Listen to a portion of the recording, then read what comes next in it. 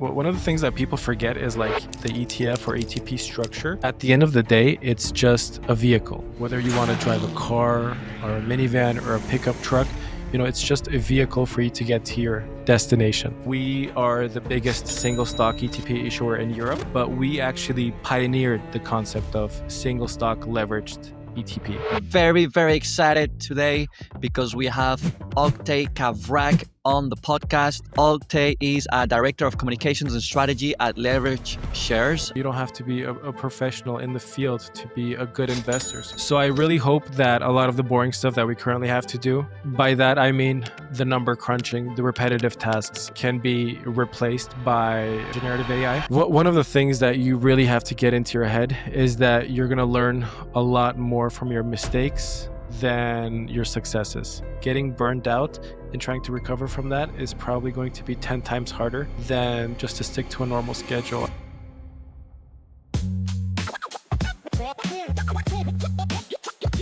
This is The Blonde Dollar with Ignacio Ramirez.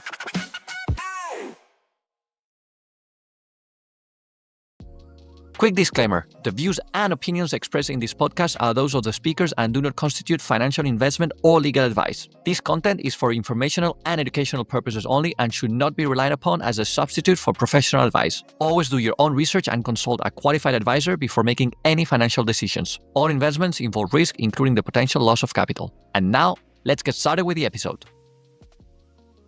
Hello, everyone, and welcome to a new episode of The Blonde Dollar. Very, very excited today because we have Oktay Kavrak on the podcast. Oktay is a director of communications and strategy at Leverage Shares, a provider of exchange-traded products, ETPs. If you're into innovative investment products, Oktay is definitely someone you need to know. Oktay has been working in the industry for around 12 years and has a background in finance and banking. And he's worked in institutions such as De Giro or UniCredit. Oktay is a CFA charter holder. He holds a bachelor in finance and accounting. And basically, Oktay is at the cutting edge of financial product strategy and all the new technology developments taking place today. So I can't wait to dive into his journey, to explore the world of ETPs and to hear firsthand what is next for the industry. Oktay, welcome to the show. Thanks a lot, Ignacio. Really happy to be here. Thanks for the generous intro and congrats on the pod. And I'm sure it's going to be a great episode. So, of course, a lot of the conversation today is going to be moving around ETPs, given that that's your area of expertise. So for our listeners that are not very familiarized with ETPs, can you tell them what is an ETP? Sure. I mean, just think of it like this. It's 99% functionally the same as an ETF, right? So you have a brokerage account. You can buy and sell this just like any other stock or ETF. ETP is basically the umbrella term. So within that ETP structure, you have different subsegments like ETF, ETC, and ETN. We can get into that if you really want to get a bit technical, but basically it's the overarching term that we like to use, especially in Europe, because, it's a structure that's well understood because it gives you more niche access to let's say investment types or concentrate things like concentrated baskets or individual stocks, something you can't do within the ETF structure just because regulations say you can't do so. That's because you can't exceed a certain level of leverage. You have to have a certain level of diversification, etc. So one of the trends that I noticed in the world of ETPs over this last decade was they're getting more and more specialized. What is driving this trend? Is it like a demand reason or something else? So I would say it's basically a function of a lot of different trends and factors, right? So when you think about the average, let's start with the average investor. It can be retail, it can be professional, etc. For their longer term holdings, there's a pretty good chance that people already have the big the big index exposures at the core. So if you want to compete in today's world of ETFs and ETPs, you have to have a value proposition that gives you exposure beyond what people already own, right? So whether that's going to be small caps, whether it's going to be active, whether it's going to be, a long short strategy, whether it's going to be a leveraged ETF, you just have to be very creative in your value proposition because, we're this structure has been around for the better part of 2 decades, even more, right? So by now there's all types of products out there, and if you want to compete, there's a good chance that there's already product that exists that's a lot cheaper, and they already have the branding and marketing capabilities that you don't. So you really have to have, you come with a new value proposition that the others simply don't offer currently. So you need to clarify something for me because you were talking about active ETPs. I know that passive strategies have been dominating much of the ETP and ETF space over the last years, but we're starting to see more and more of these active ETPs entering the market, and to me it almost sounds a bit like a contradiction. Can you maybe elaborate what is an active ETP, and do you think this trend of active ETPs is gonna keep growing? So it's good that you bring up that point because you are definitely right. Whenever people hear the word ETF, they basically equate that with passive investing, right? So people think of ETFs as just investing in, the big market, or getting exposure to the big market indices. So when we say active, we basically mean that you have some portfolio manager or you have some discretionary decision making on the back end. So there aren't, specific rules, or there's not a specific index that they have to abide by. So if they see, certain things happening in the market, or if they have certain indicators that have been breached or have been met, based on those or based on new information that comes in, that portfolio manager has the discretion to make moves on the go, basically. And active, it's been all the hype lately. So one of the reasons is a part of what I previously mentioned. People already have, the in their core, all of the exposure to the broader indices. So people also want, experienced portfolio managers, whether it's, to hedge existing, exposures, whether it's to get access to more niche corners of the market. So, there's been a lot of buzz over the last few months about getting exposure even to the private markets. That's something that can only be done with active portfolio management. So that's one of the reasons that I think, albeit it's still a relatively smaller portion of the overall ETF ETP space globally, it's definitely one that I think is going to make a lot of headlines in 2025. So just to clarify, what is then the difference between an active ETP and a traditional mutual fund? So the main difference is that one trades on exchange throughout the trading day, and the other one only trades once a day at a certain price called the net asset value. So whenever something is exchange traded, you can trade it throughout the trading day using a brokerage app. So you just, you open up the app and you can buy and sell whenever you want, basically, as long as the market's open. And you also get an added level of transparency compared to mutual funds. So an ETP, they have to show their holdings every single day. So you have to be able to see what they're holding on that specific day. And there's certain reasons for that requirement, right? And for mutual funds, that same requirement is a little bit, I mean, it's not the same. And the other key difference is probably in terms of fees. If you compare the equivalent exchange traded version of a mutual fund, there's a pretty good chance that it's a lot cheaper than the mutual fund offering. You were talking about the rise of thematic ETPs. I mean, obviously, I know that's been an increasingly popular trend over the recent years. All my episodes, we end up talking about AI and the future of the finance industry. I mean, I'm particularly Yeah. excited It's to. like a broken record by now, but Yeah, no, but yeah. it's true. Like it's the $1 million question: how disruptive is this technology going to be? I guess not only for finance, Yeah. but the whole world. And I can uh, for sure say that at least when it comes to my work, I can already see many ways in terms of um, how things are gonna get improved and automated in the upcoming years. I'm excited about it. I'm trying to keep an eye on it, and Yeah. hopefully, I'll educate myself enough to be able to use these tools tomorrow. I mean, I personally have never been, too keen on the quantitative side of things. Like, I'm not. I don't like going through Excels, and I don't like going through a lot of databases and collecting and mining data. And I would really like to leave that part to AI and focus more on the qualitative, sort of the conclusions you can make from the data. Because I think, especially in the future, whatever's left of what's required of humans, that's where we can still add the most value and leave the rest to the to the robots, let's say. Yeah, I read that the things that are going to be hardest to do by machines um, are things related to empathy, actually.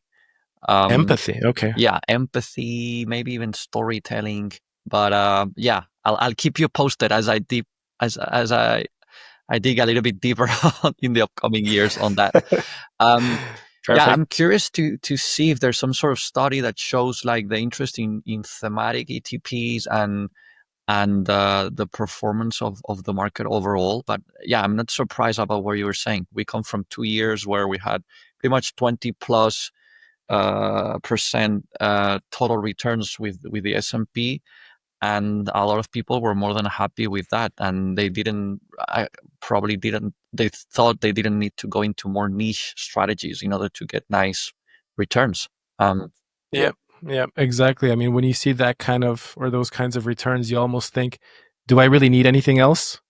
And especially if you're a younger investor, you haven't really seen outside of COVID a true bear market, a real drawdown where you see, your money being evaporated in front of your eyes. And that's when you realize that, okay, maybe I shouldn't have, traded here with well, on margin from the broker, or maybe I shouldn't have, bought all these all of these exposures that have a high correlation to each other without having a proper hedge in place.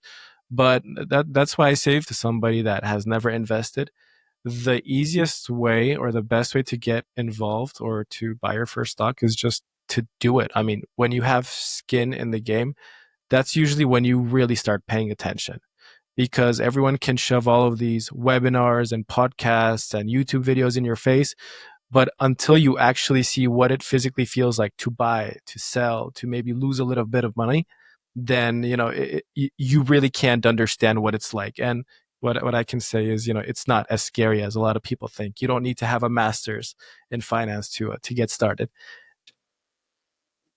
I mean, at some point you just gotta go for it, and you learn by I doing, totally right? agree. But the first time you trade, yeah, definitely, even if it's like $3, it's stressful. I mean, you feel like your whole life is on the line, But and that's the good thing, right? Because in the past you had to have, you had minimum account deposits, so there was a huge barrier to entry, especially for younger investors that maybe didn't have, a few thousand saved up. But now you can literally, like you mentioned, just put in a few dollars and buy your first share, and start to understand the difference market between a market order and a limit order, and what the difference is, and just all the different things that go into the intricacies of investing. So yeah, and there's so much materials online. It's super easy to educate yourself. But yeah, the overall message is, yeah, it's not as complicated, and it's a matter of just getting to it. And what I like you know about investing, particularly the first time you invest, is that you learn so much about yourself. yeah, Because I think it was Mike Tyson that said once, everyone has a plan until you get punched in the face.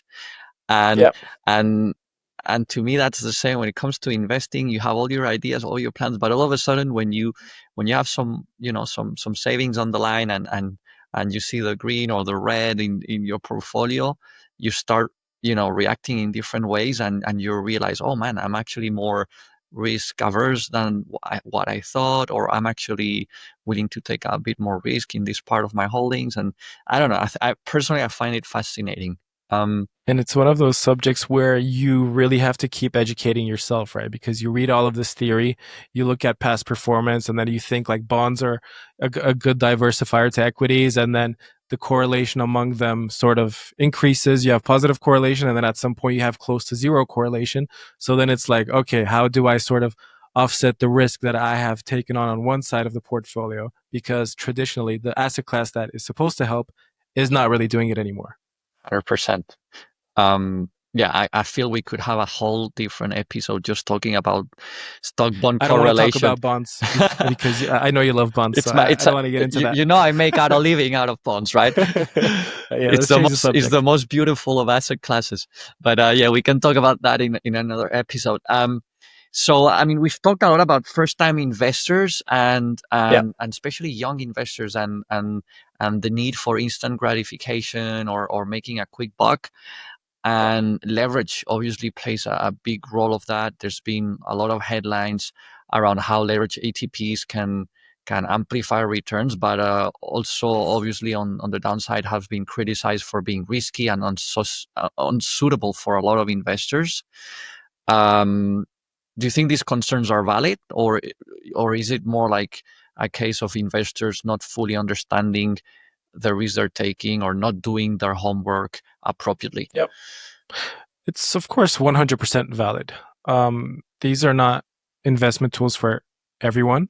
It's just another tool in the tool shed, basically, for people who are most likely active traders, people who have, who are closely monitoring the market, and people who have specific convictions on individual stocks, on certain ETFs, or on certain asset classes. So, of course, the concerns are valid, but these concerns, honestly, they've been recycled and chewed up and repeated, for decades now. So, as an issuer, we are the biggest single stock ETP issuer in Europe. So many people may not know this, but we actually pioneered the concept of single stock leveraged ETP. So, leveraged ETFs and ETPs have been around for the better part of 2 decades, but those were traditionally around, the broad indices, fixed income, commodities like gold or silver, but nobody had done it around an individual stock. So we pioneered that concept, and initially, I saw a few articles where people were commenting like, why do people need this, or it's a useless product. But fast forward a few years, and our products are week after week, literally the most traded products on London Stock Exchange. And we see the same across the other exchanges where they're listed. And even if you look overseas into the US, that same trend is playing out, right? Except that in the US, you can't go as high in terms of leverage as you can here in Europe. And everybody or all of the issuers stress the exact same things. These are not for everybody. They should be monitored closely.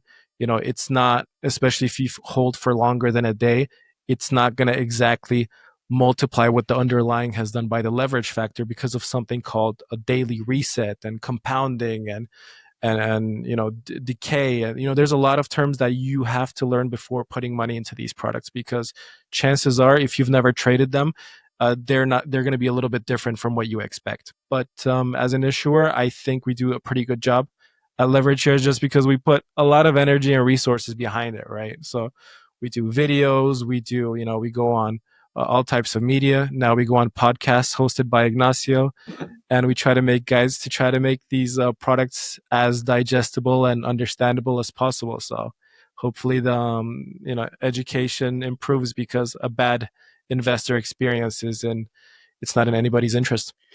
Yeah, I feel like there's two opposing forces at play right now. Like on one side, the very principle of ETPs, I guess it's about democratizing the investment uh, game, like opening Hmm. the opening doors and making it accessible for everyone. But Yeah. at the same time, especially when it comes to more complex strategies involving leverage and so on, sometimes I wonder, um, should there be more restrictions on which ETPs retail investors should be able to access, or do you think that would go against the very principle of an ETP? Hey there, quick ad break. Do you work in the finance industry and have a genuinely interesting story to share? I'm always on the hunt for great guests who bring raw, unfiltered insights to the table. Or maybe you know someone with a story worth telling? Please put us in touch. You can reach out to me directly via LinkedIn. I'd love to hear from you. And now, back to the show.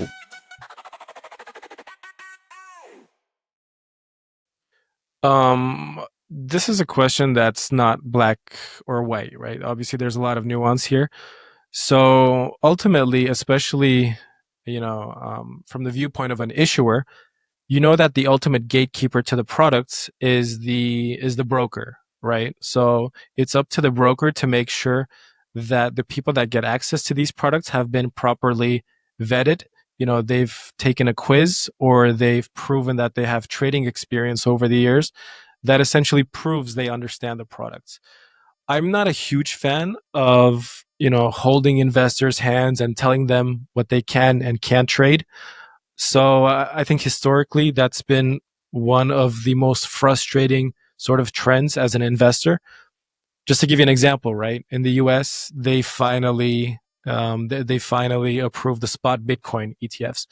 And that's something we had here in Europe for, a lot earlier. I think it was back in 2019 when the first such product was launched. And when people couldn't get that access to whatever they wanted to invest in, which in that case was Bitcoin, you're going to go to the Wild West, right? So you're going to try to open up a wallet. You're going to try to, go on these other exchanges that might not necessarily be legit. So you're still going to try to get that. It's not like, the rules aren't going to change your behavior. They're going to force you to find an alternative way to do what you want. And I feel the same way with leverage. So when you think about things like, trading options, trading futures in Europe, trading CFDs, trading on margin, in many of the instances, there's a lot of factors that make them a lot more difficult to understand, especially from, let's say an individual investor's perspective. And in many cases, you can even lose more than what you put in, which it would be a nightmare for somebody, right? The bottom line here is that if people can't do what they already want to do through the normal means, they're just going to find an alternative. Okay. I have a question regarding fees. You talked about fees being generally Yes. low. Yeah, the ETP family of products is notoriously known for having lower fees than other types of products in the finance industry. Um, but I feel like this race to the bottom is kind of squeezing the margins for issuers, and in some instances even is raising concerns about sustainability. So my question for you is this sustainable really, or does this drive for lower fees, is it really starting to compromise the quality of the products? So the fee war has been something that's been going on for a long time, right? And that's why in the other topic we touched on earlier, fees. It's one of the things that you can adjust to basically differentiate your offering. But especially if you're offering something that has already been on the market for, I don't know, a few years, there's a good chance that there's a bigger company that can do a lower fee than what you can offer. So at one point, fee, it's just one of the factors that an investor is going to look into. They're going to look at other things like trading volumes. They're going to look at things like, history. They're going to look at things like liquidity of the product. They're going to look at AUM. So if the fee is just one factor. At the end of the day, I guess what is crucial for anyone thinking about this type of product is just to educate yourself, and really understanding what you're paying for, and feeling comfortable for that. Which brings us Mhm. back a little bit to the topic of education. Um, so, in your view, what would your recommendation be for anyone willing to learn more about the ETP family of products? What steps should they follow in order to familiarize themselves a little bit more? I mean, there's so much information out there. You just have to decide what your preferred source of information is, right? So if you get easily bored by reading, go on YouTube. There's so much content out there. Literally, you can just type in investing in ETFs or getting started in investing. It's a lot easier than what many people assume. And you don't have to be a professional in the field to be a good investor. So I think that's one of the few sort of misunderstandings, or one of the things that people sort of underestimate, is that you should probably be a financial professional to understand all of the products available in the world, do proper analysis in order to be successful. And it's not the case. So whether it's going to be through a YouTube short, whether you want to sign up for the CFA program like Ignacio, or whether you want to just open up, ask ChatGPT about it. There's so many ways that you can get your initial sources of information on getting educated in ETFs. So you're talking about the CFA program. I always like to ask this question to CFAs. So we're going a little bit away from the ETP world now, but you are also a CFA charter holder. Um, and I was wondering, yeah, has the CFA designation helped you in your career? And do you think it's worth it given the incredible amount of work it takes to get it? I think one of the things most people respect when they meet CFA charter holders is their dedication, because it shows that they had an end goal in mind and they didn't stop until they achieved it. So I think perseverance is one of the first attributes that people think of when they see a CFA charter holder. So, in terms of my own career, I think it's helped me a lot, not just because here in the local CFA community, I've obviously made a lot of contacts, but it really broadens your horizon, right? So whether you're an accountant, whether you work in financial markets, whether you work in private equity, there's so much that you don't know which you don't know. I mean, the unknowns are so much out there that when you read about a topic, you're forced to that you wouldn't probably read otherwise in whatever news source you usually use to consume your news. Then all of a sudden you start learning things that you had no idea about in the past. And I think for me, that's probably been one of the areas where I've seen the most value added, just because the there were so many things that I hadn't even thought about in the past. But the other thing is that it's so wide and it's so overarching in terms of all of the topics covered. At some point, you have to specialize, and just keep in mind that you're probably not going to need or use a huge portion of what you studied, but nonetheless, it's going to be eye popping in terms of all the things that you're exposed to. Mm. Yeah, 100%. I mean, at the end of the day, the designation gives you a very comprehensive view of the industry and about markets, and I think that's the beauty and the curse of it, right? Like you get to go in depth in so many different topics, but at the end of the day, it can also be a little bit intimidating given the sheer amount of material you have to go through. But Absolutely, but yeah, no, absolutely. for me personally, it was definitely worth it, and I also completely agree with what you're saying about the contacts you're making. There's all those local societies, and it's just fun to attend them and meet some peers. You automatically get a little bit of sympathy from everyone else whenever you see they're a charter holder, because you know what they've gone through, and they understand your pain. So that's good. Yeah, yeah, exactly. I mean, and there's a lot of people that don't stop at the CFA. They go for, three or four other certificates, and it's, at some point, I'm just like, how do you have the energy to do it? It's really impressive. It's It's really crazy. impressive. I think the Yeah. rule should be, if it doesn't fit in your name, in the first line of your LinkedIn profile, it means you shouldn't do it. Like that's too much. When you start I getting like mean, three or four, designations, like it's too. there's a law of diminishing returns, right? At some point, it has to like, I don't think you're getting any more benefit out of adding more titles and Yeah, more studying to TFA, your resume, Kaya, right? FRM, and Yeah, yeah, exactly. president of the world, and it's like, okay, that's too much. Yeah, okay. Um, Now it's time to work. Now that you've been studying for 40 years, now you have to actually work. um, so going back to the finance industry now, not ETP specifically, but the sector as a whole. Yeah. What is a trend that you're witnessing, that you feel not enough people are paying attention to at the moment? So I think one of the biggest trends probably over the last year and a half is derivatives based ETFs and ETPs.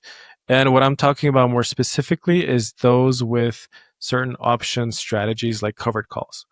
So we've seen the proliferance of these in the US, right? So it's an industry that's been growing hand over fist, and everybody's been launching a covered call strategy from something that gives you exposure to the S&P 500 to single stocks, and now even crypto, like, individual crypto assets.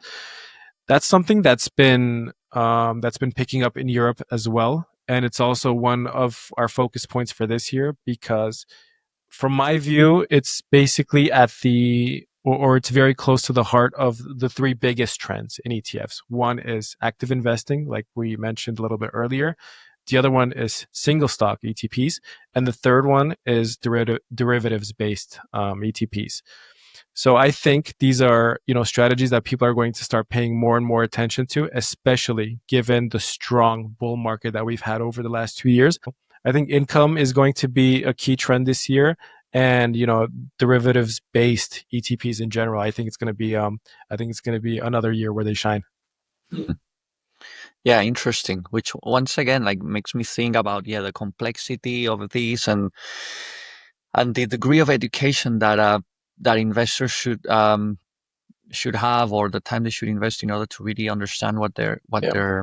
what they're trading. I think it's very interesting. I like these trends, and I think, it makes a lot of sense. But yeah, I think anyone that is willing to go into this market should for sure make their due diligence, and make sure they understand what they're putting their money in. That's something I always like to say. Um, I think what I just want to highlight one thing. It's like one of the things that people forget is like the ETF or ATP structure. At the end of the day, it's just a vehicle, right? So it's like whether you want to drive a car or a minivan or a pickup truck, it's just a vehicle for you to get to your destination. So, like what I mentioned with the derivatives based products, it's like you can trade them yourself. You can get that exposure through a mutual fund, or you can get that through an ETF or ETP. So, the exchange traded version basically just gives you a more convenient way of, getting or achieving achieving your goal. So, at the end of the day, it's just a vehicle that allows you to get that exposure that you're looking for. Mm. So maybe that ties to something else that I wanted to ask you about your job and the space you Mhm. operate in. What do you think is the biggest misconception that people have about your area of expertise, which are ETPs? Yeah, I think we sort of touched on this earlier. They basically equate the term with passive investing. So I don't think it does it justice just because, the year is 2025. And at this point, an ETF can give you as esoteric or as straightforward exposure as you're looking for. So as long as, the demand is out there, I think people would be surprised what can be sort of offered within an ETF structure. So like I mentioned, I think earlier in the pod, it's, whether it's private markets, whether it's crypto, whether it's single stocks, whether it's, derivatives based, there is so much out there that is available within the ETF structure that, I think a lot of people would be confused, or a lot of people would be surprised. And I think one fact that might be interesting for people to hear is that today, for example, on the New York Stock Exchange, you have more exchange traded funds than you have stocks. So that just shows you in how many ways the market has been sliced and diced and packaged into this wrapper. Hmm. I didn't know that. That's a good Yeah. fun fact to know. Um, Now, talking about things that people don't know, I want to maybe go a little bit deeper now into you and into your career. Okay. Um, what is something about your job that would surprise most people? Hey there, quick ad break. Do you work in the finance industry and have a genuinely interesting story to share? I'm always on the hunt for great guests who bring raw, unfiltered insights to the table. Or maybe you know someone with a story worth telling? Please put us in touch. You can reach out to me directly via LinkedIn. I'd love to hear from you. And now, back to the show.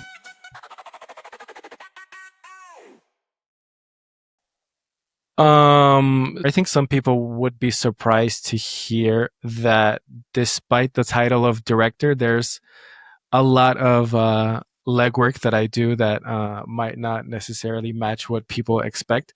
So, as you might know, or maybe you don't know just because you're working in a big firm, but when you work in a smaller company, you have to wear a lot of hats, right? So the title might entail that I only deal with sort of like PR relations and maybe a little bit about company strategy, but there's a lot more in between. Like, sometimes I have to proofread social media posts. Sometimes I have to, speak with the marketing team and tell them which product to push for this particular quarter. And then sometimes I have to speak with the product team and be like, hey, instead of putting out a product around, let's say, another, let's say, AI name, let's focus on quantum computing stocks. So it's sort of my job to pay attention to the market and try to coordinate all of the tasks internally. So sometimes it might sound like a sexy position, but I can tell you that at times it's a lot more boring than people might imagine. I like that. I mean, I think it's cool when you have like different tasks, because if you do exactly the same thing day in day out, at the end of the day, you can get a bit bored. But by Yeah, touching at so many different things, I guess it makes your day super exciting. So yeah. And I've always been one of those people, for better or worse, that gets easily bored. So the fact that I have to do different things is actually one of the things that has kept me excited in this, or interested in this role. Prior to joining Leverage Shares, I think my longest tenure in any other company was like 2 years or 3 years.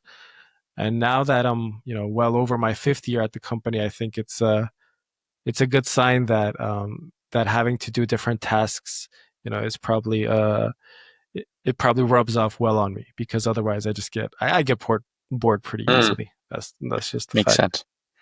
And a lot of our listeners will probably be early in their career. And a question I like to ask our guests is, what do you think young professionals entering the industry need to hear, but that they rarely do?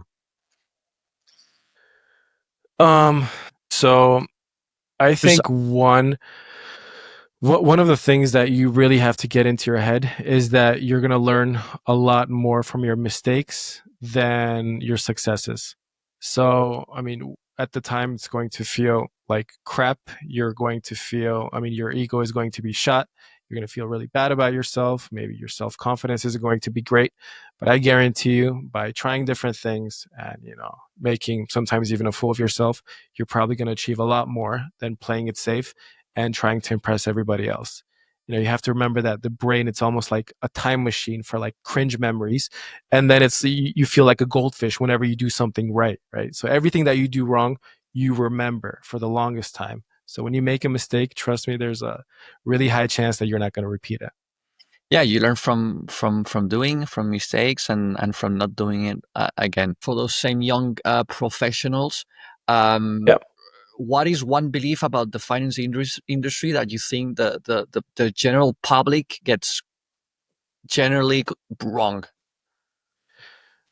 The biggest one for me is that you have to be sort of a math whiz to be good in finance, because I think people automatically assume that you have like a strong background in mathematics or statistics or physics to be good in finance, which is just not the case.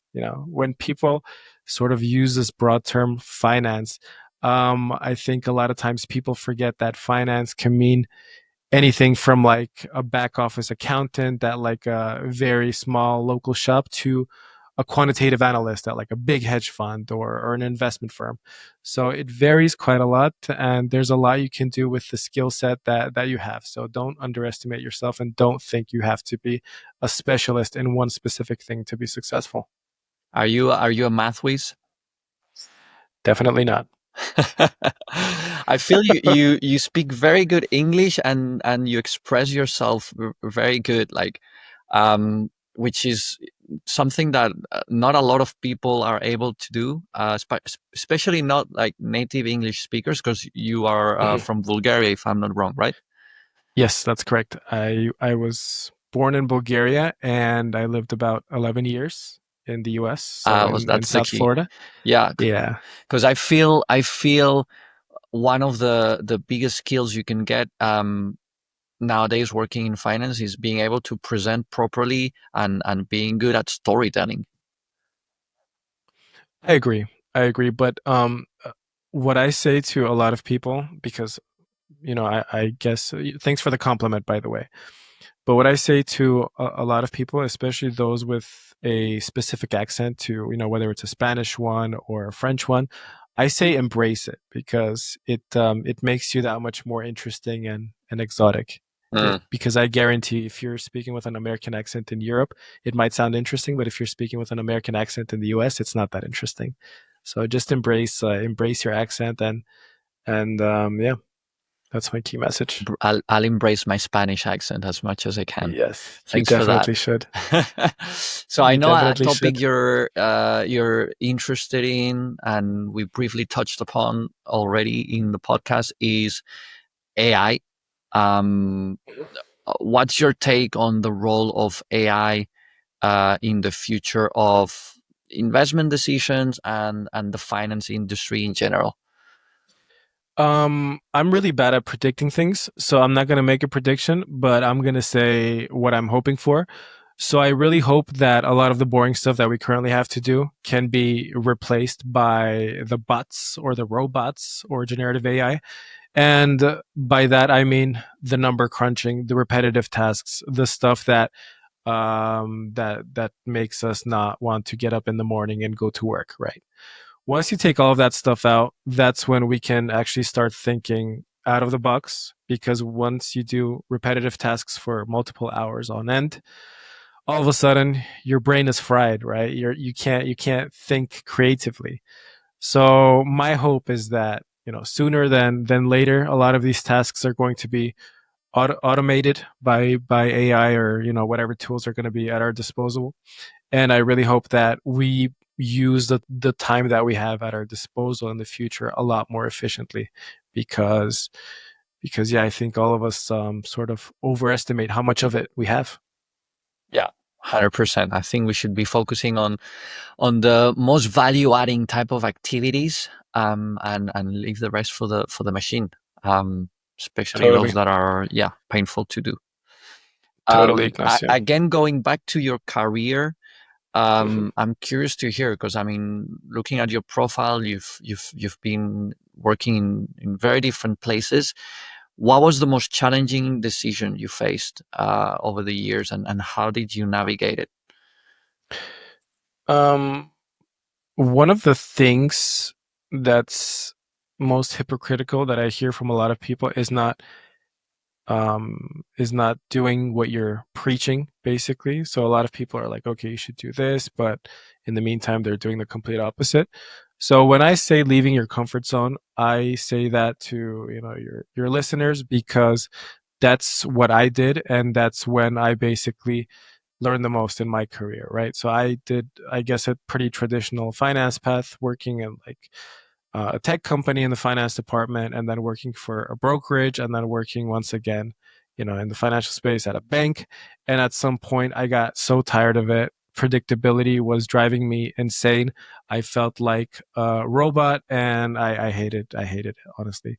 So at that point, I decided, it might entail a pay cut, it might entail an unpredictable future, but that's the kind of thing that excites you. When you don't know what the day ahead is going to present. For me, that's interesting. For a lot of people, it could be stressful, and at times it will be. But for the most part, I think that's where you become a lot more resilient, especially as a professional, and maybe on an individual level. Mm. And you were talking about leaving the comfort zone. I have another question about leaving. Um, was there ever a moment when you considered leaving the financial industry at all? I think I was on the verge of doing that. I'm saying I think just because at this point I don't even remember that well, but I know that during my first job out of university, really didn't like the job I was doing. The second job, I probably learned a lot more, but once again, I came to sort of, that peak where you sort of reach your full potential at a certain company in a particular position. And then you realize, or you start to think, is this all this career, entails? Like, is this what finance means? Is this what people were bragging about for all these years?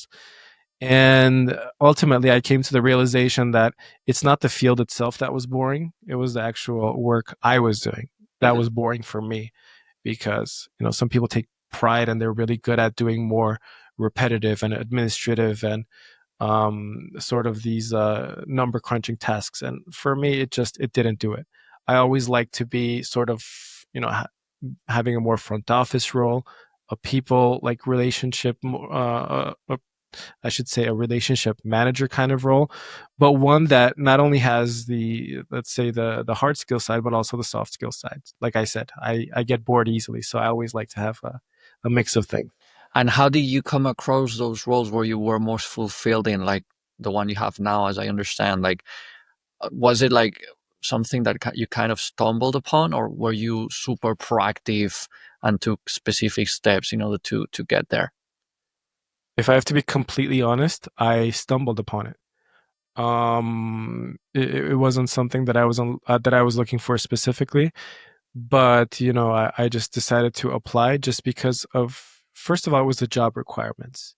It sounded interesting to me. It said you should be good with people. It said, you might have to travel. It said you'll have to speak with sophisticated institutional investors. I said, okay, that sounds pretty interesting. So I had a first meeting with the COO of the company, and then ultimately the second interview was with the CEO of the company, who was also in the US, and one of the former co-founders of another ETF business. And I was really impressed by not only what they had done in the past, but also the fact that they had a vision for something that, almost was non-existent in terms of market exposure. And they seemed like really smart guys, and that turned out to be the case. And I said, okay, if I'm gonna fail, I might as well fail with smarter people than myself around me, and that's what I decided to do, and that's how I ended up here. I love that. They say that you should always surround yourself by smarter people than you, so that you can learn as much as humanly possible. And I think that, yeah, that's always a good thing to do. So we've been reflecting a lot on your career, and I was wondering if there's a specific financial lesson you wish you had learned earlier. Um, I would say invest earlier. I don't know how much of a cliche this is, but it's definitely relevant for me, and it's really painful math if you start, actually doing the calculations. Like, what if I invested $10 every day into this specific stock for a certain amount of time? Because it's just not that scary, and like I said, you learn a lot more by doing than learning. So everything just is accelerated and happens faster. So if I could give myself one, or if I could turn back time and tell myself one thing, it would be invest. Yeah. I mean, the power of compounding is absolutely magnificent, and it does make a lot of difference at the end of 35, 40 years, having started like 2, 3 years apart. Because Yep. the last years is where really that compounding contributes the most to your holdings. And yeah, I fully agree with you. The earlier you start, What the better. What about you? What would you say your biggest regret is looking back? I think my regret has more to do with the type of investments I've made. I think I've Hmm. been too risk averse. Okay. It's not that unnecessarily that I started investing late, but I've always I hate. I think I hate losing money more than I like making money. Yeah, There's a I think. bias explaining that. I don't remember what it is. I think it's loss aversion. Yeah, it is. And and because of that, I've always played it like kind of super safe. And in hindsight, I mean, of course, you can always do better, you can do worse. But yeah, if I could change something, it would have been maybe taking a little bit more risk in my early investing years, because the way I was investing at the beginning was probably closer to how someone close to retirement was investing, rather than how a 20 something year old was. um, but hey, again, as we were saying, like, you learn from doing, you learn about yourself over the years through mistakes, and the important thing is to get better 1% every day, as I like to say.